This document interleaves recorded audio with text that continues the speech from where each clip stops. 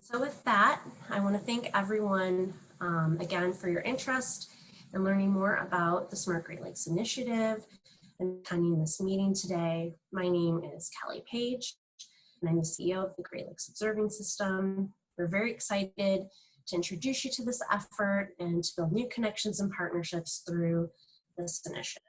I know that we're all adjusting to a new normal of working and meeting completely virtually.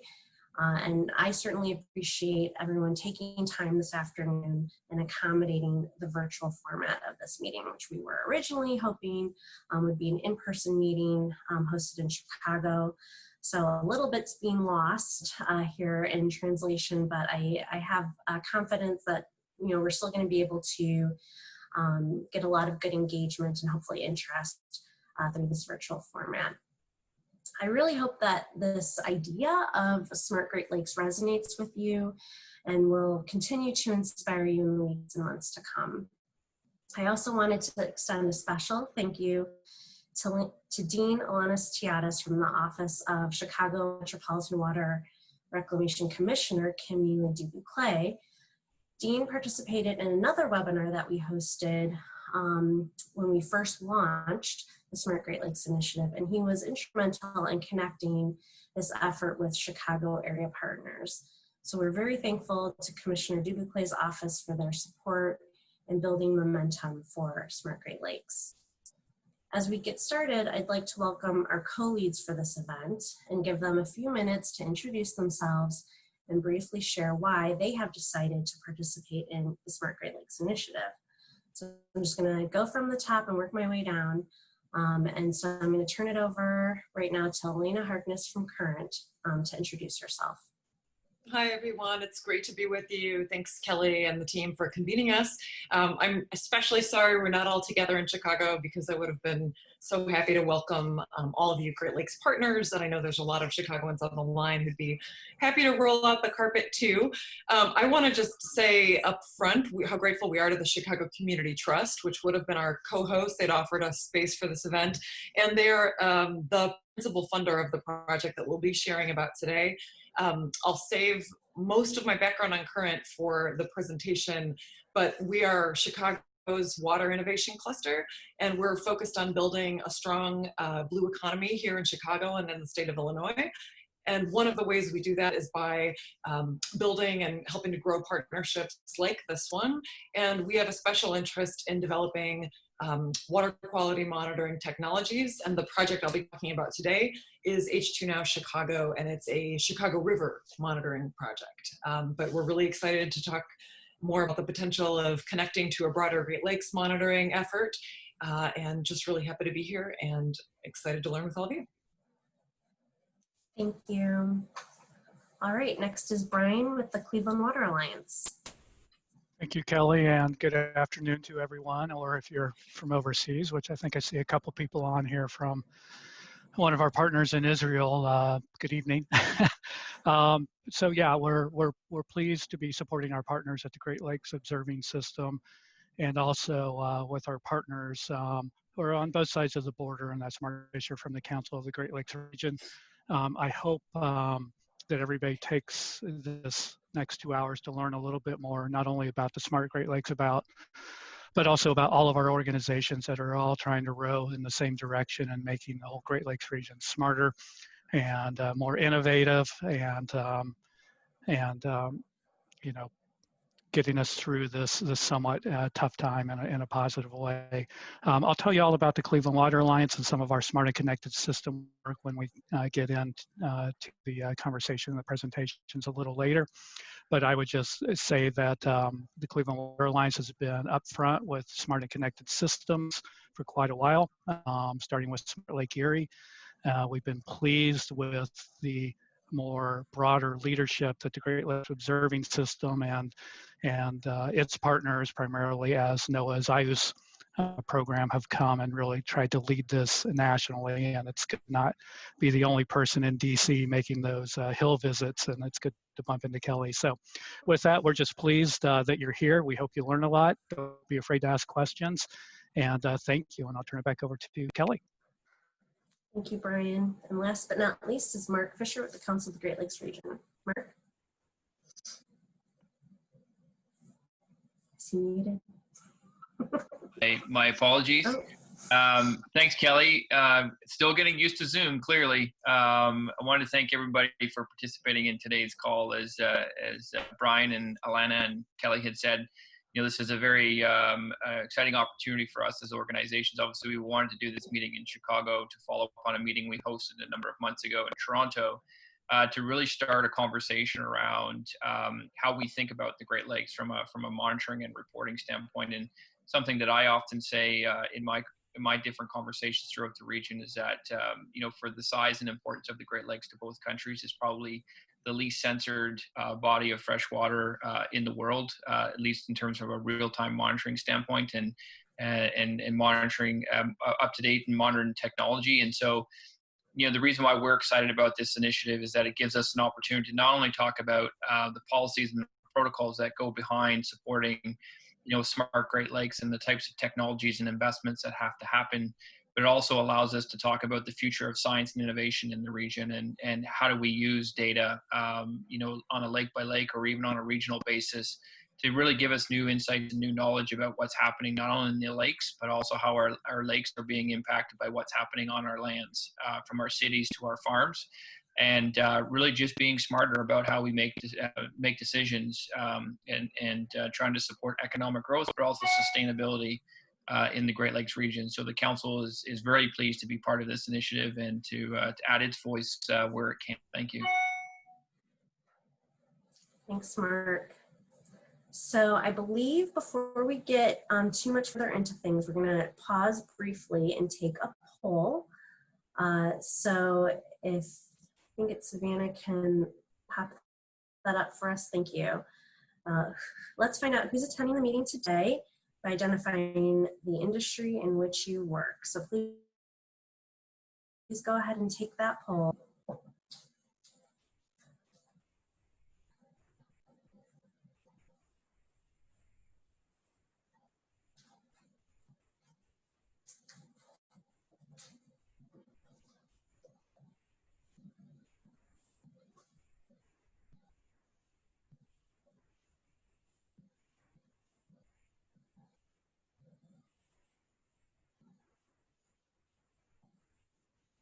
All right.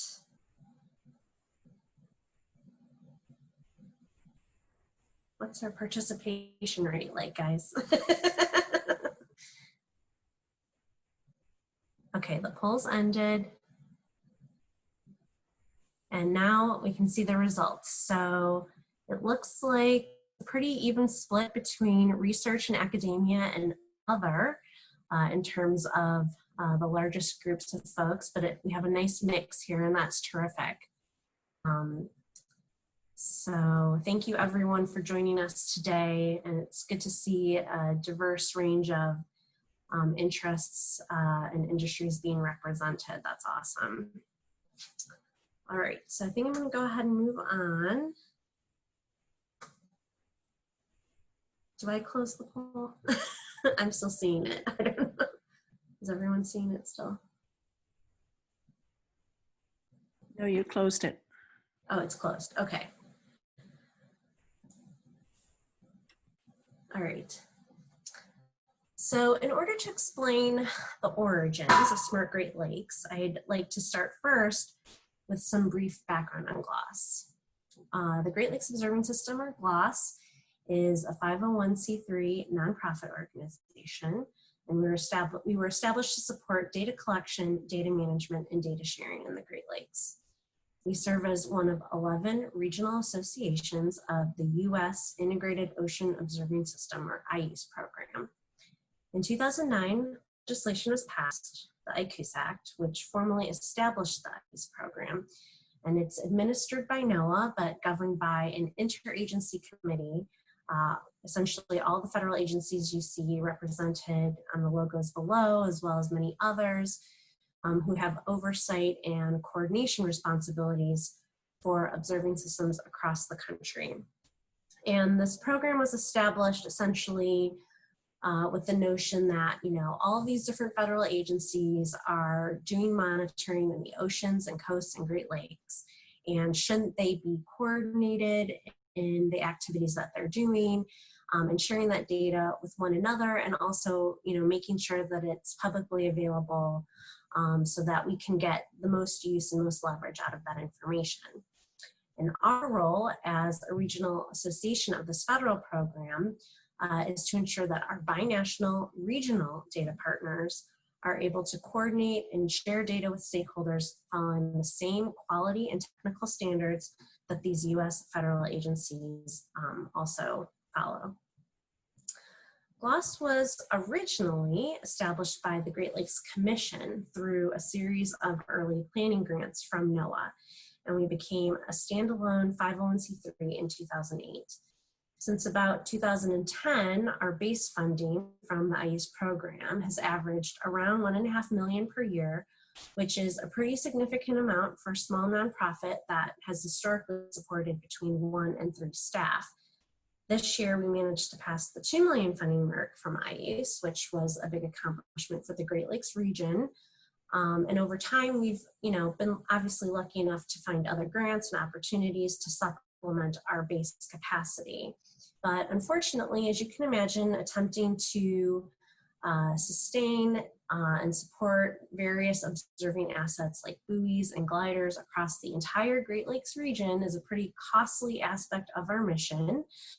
Short-term increases to our budget, again, while noteworthy and appreciated, do not fully address the cost to maintain and expand these monitoring systems. So we are continually balancing attention in our budget between supporting core observations, filling critical monitoring gaps, and modernizing processes and technologies that can help data collection and sharing.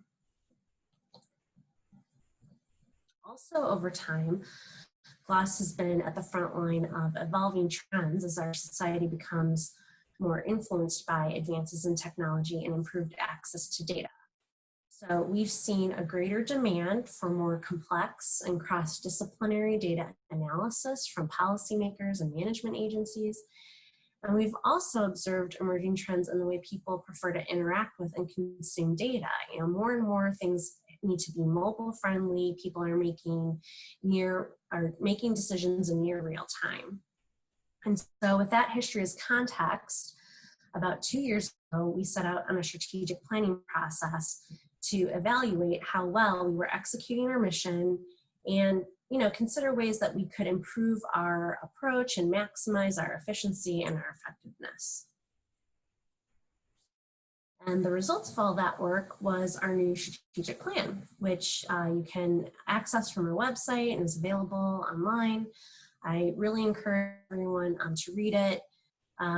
Today's not the day to talk in detail about our strategic plan, but in summary, we're obviously committed to the main pillars of our mission, supporting data collection, data management, and data delivery in the Great Lakes. But we're shifting the perspective that we approach these pillars, looking at the mission more through a service model lens.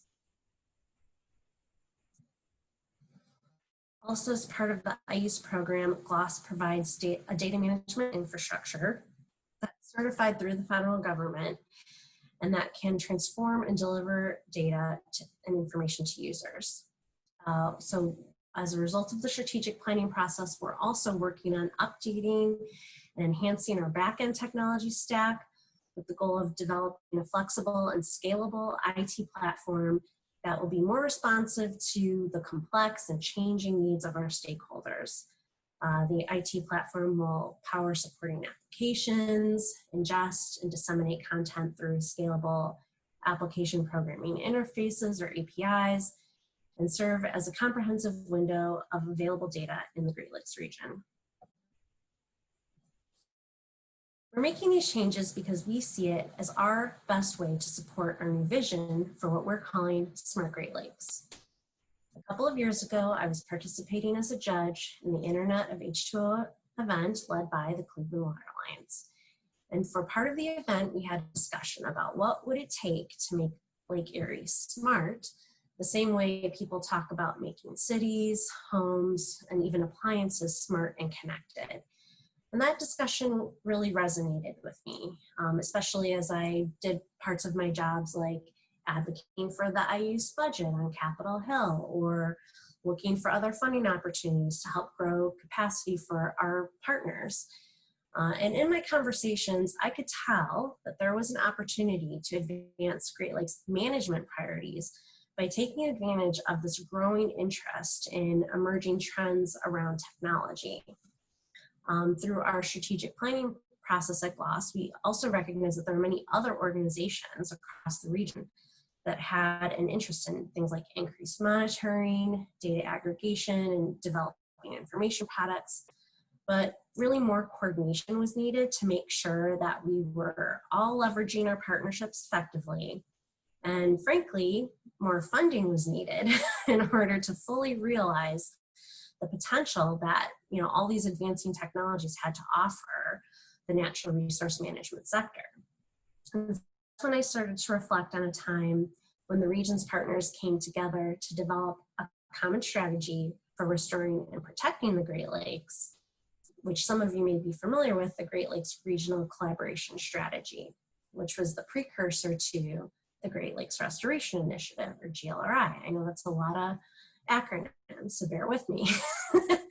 But I thought, what if a common strategy for advancing science and technology in the Great Lakes existed the same way that our region came together around restoration and protection? Are there other organizations that would want to partner with us and collectively promote and advocate for increased investment in things like improved monitoring, open data, technology innovations, all these different things that could support Great Lakes management and policy?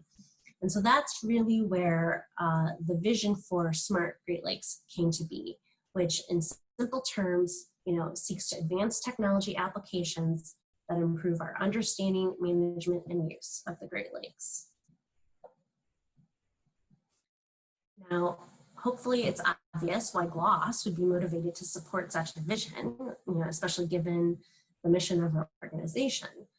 But really, Smart Great Lakes can and should be bigger than just GLOS. We see that a coalition of partners should be organized to lead and develop a collaborative strategy for Smart Great Lakes. Through Smart Great Lakes initiative, we can organize the region's technology ecosystem and partners around common policy goals to help improve monitoring, advance data management and analysis, and spur technology innovation. There are a variety of different potential outcomes, and I have some ideas of some here. Things like supporting the various efforts that exist to develop evaluation metrics around Great Lakes policy. Supporting not just, the typical academic and government contributions to developing information products, but also bringing in private, tribal, citizen science initiatives where they can contribute to this data to information pipeline. Adopting community developed best practices. So obviously that's something, that GLOS feels a lot of connection to as well. I think, something that's really just, we haven't even scratched the surface of potential here, but advancing innovation in science, information technology, and analytics. And then finally, what I think is probably most critical is, advocating for additional investment in things like infrastructure, research, and emerging technologies. I'm sure that there are probably many more outcomes that can be explored as this network of partners. So this meeting today is really intended to help engage and grow the consortium of partners in the Smart Great Lakes Initiative. And so I hope throughout this webinar you'll feel inspired. And I really want you to consider these questions as you listen and learn more this afternoon. So, does this idea of Smart Great Lakes resonate with you? Do you feel that there are opportunities for your organization to benefit under this framework? Maybe specific projects or programs that you feel can be helped through additional coordination support or just simply to elevate the profile of what you're doing? And then would you consider participating in a more committed way, either on a leadership, steering, or writing committee moving forward? And so with that, that's the introduction. So I think I'll pause and see if anyone has any questions for me. And I think I'm not able to open the chat box. So maybe Katie or someone can help me if there's any questions. Yep, so the first one, this is from Peter Nicholson at Foresight Design. So speaking of GLRI, is there any active coordination between this and HOW or the Great Lakes St. Lawrence Cities Initiative? Yeah, so we have reached out to Laura Rubin at Healing Our Waters and have had some early conversations about this. I think there's an obvious role for groups like that to play in helping advance this effort. And so we've reached out to a variety of different organizations to see how we can coordinate this with the work that they're doing, or if there's opportunity for mutual benefit by aligning our activities. I think that's it for now. Okay, great. Well, feel free to continue to add questions to the chat box. And I believe we have another poll just to get everyone interested or kind of thinking about these questions that I posed. So does the idea of Smart Great Lakes resonate with you is what I'd like to know.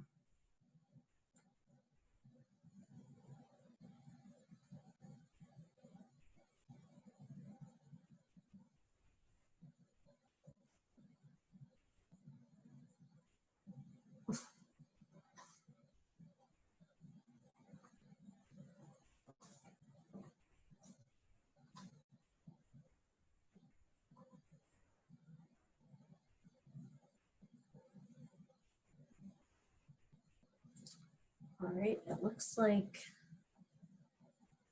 the majority of folks have voted, and it's looking pretty good. Oh, there we go. All right, so it looks like overwhelmingly 88% of those of you who responded say yes, the idea does resonate with you. Well, that's a relief because we're going to spend, the rest of the afternoon talking about it. So I'm glad that you're interested. And we don't have any no's, so that's great. Thank you, everyone. I'm glad that this idea has piqued your interest, and we're excited to talk some more. Now, I think I did maybe see another question come in.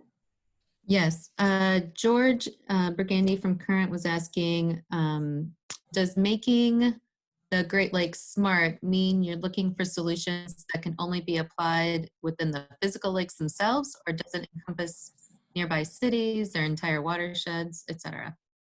Okay, yeah, I think that, we're open to all ideas and all solutions. It's a pretty broad umbrella, and it's going to be really difficult to I think holistically accomplish this notion of smart Great Lakes. So whether we're talking about, monitoring or information solutions that are happening, upland in the watershed, if that's addressing a major management issue, then I think that, is appropriately a part of, this effort and this initiative. It's not limited to just activities happening in the lakes themselves. I see there's a little bit of chatter. I'm not sure how we're doing on time.